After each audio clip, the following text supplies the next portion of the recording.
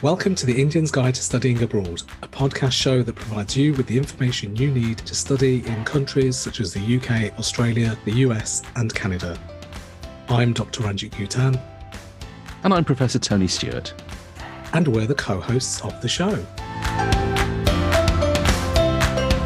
In this episode, we'll be talking about your application form. We'll be talking about why you're applying for the course and why the university that you're applying to. We're also going to be talking about why you're applying for the course that you're looking at and why now. How prepared are you? And what will success mean to you? So whilst the process is becoming easier and a number of universities and government bodies are providing more support for you in the way of online advice, there are still a few key things that you need to do to make sure your application is noticed and that you're accepted onto the course of your choice. One of the areas that top universities will judge your application on is your personal statement. Your personal statement is the section in the application where you essentially sell yourself to the university and let them know why they should offer you one of their limited places on their programs.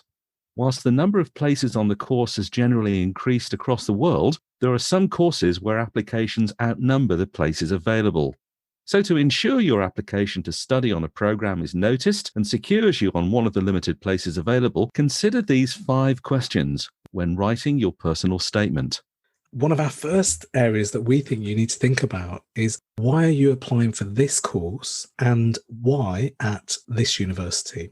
So this is the first thing you should be thinking about when you write your personal statement. But what we find is that some applicants jump straight into a list of their previous studies and forget to say why they are applying for a particular course and why they chose to apply to that particular university in the first place.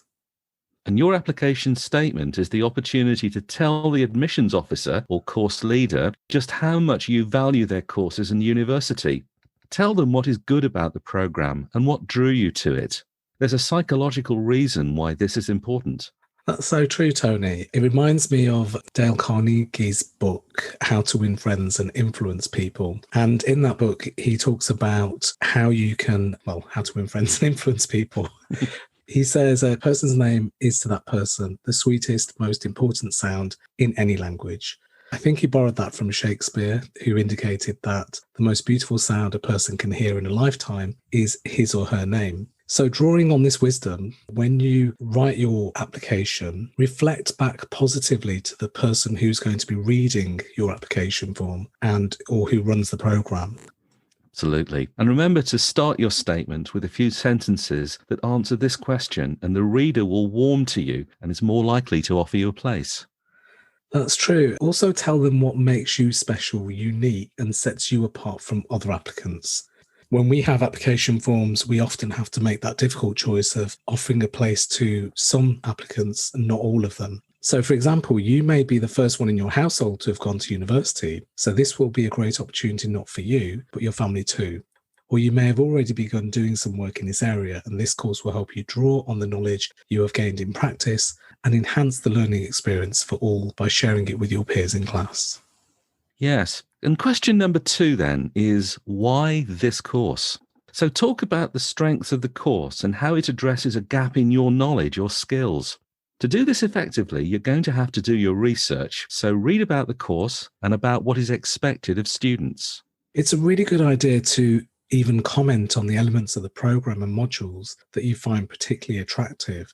That will show that you've done your research. So, for example, there may be opportunities for work placement. The university has particularly good links with employers, or it may have a Twilight seminar series that will enable you to network with other students, professors, and the public. And you may also want to comment on the opportunity to train and study under eminent professors and teaching staff. Read their research papers and comment on how this aligns with your own ideas for research and career aspirations.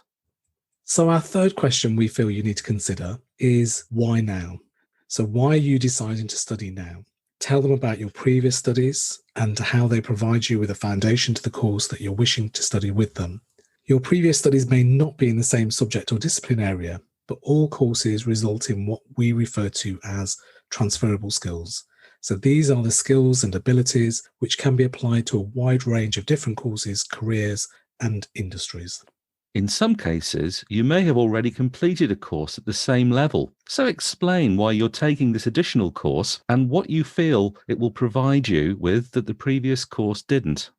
Our fourth question that we feel you need to consider in your application is, how prepared are you for study? In addition to showing them you've done your research on the course and the university, say how you've prepared yourself for overseas study. As you will have heard from our podcasts and other articles, the method of assessment in India often requires you to memorize facts and provide short answers to questions in an examination environment. Whereas in the UK, USA, Canada and Australia, assessments at both undergraduate and postgraduate levels will require you to write essays, reports and other discussion papers. You might therefore want to say a little about what you understand to be different in assessment processes and how you have or will have prepared yourself for these. And question 5 is, what will success mean to you? When we read personal statements, we really like to get an understanding of how much this course will help you achieve your goals and how it will support others around you. Again, there's a psychological reason behind this question. The answer will show that you have a vision for success and what this will look like. It also tells us what you will hope to go on to after completing the course. So this question is essentially about your motivation to study, what will keep you motivated during your studies, and how you will ensure you complete your studies. If there are clear and strong drivers that motivate you to study, then we know you will put all your effort into your studies, and we are more likely to offer you a place as opposed to someone else who appears less committed and less motivated. So in summary, there are 5 questions you need to consider when writing your personal statement. What are these, Tony? Well, first of all, why are you applying for this course and why at this university? Number 2, why this course? Number 3, why now? Number 4, how prepared are you? And number 5, what will success mean to you? As you know, we sign off each podcast with 1 or 2 actionable tasks that you can do straight away to help you on your journey to studying abroad and to help you successfully engage in your studies and in your search for employment after you've graduated. What could we ask our listeners to do, Tony?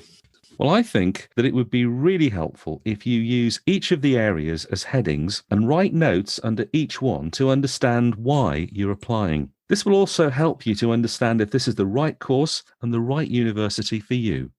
I think that's really important, Tony. I think it's a great task for people to do because by writing it down, you'll see it and you can refer to it on those occasions where you may not remember why you chose that university or what was so great about that course. So it's been great discussing this with you today, Tony. Thanks, Ranjit. And remember, if you like the show, subscribe to our podcast on your listening platform of choice so that you can hear about new episodes. Go to our website, thestudyabroadshow.com, and sign up to receive our free newsletter and download our free Study Abroad checklist.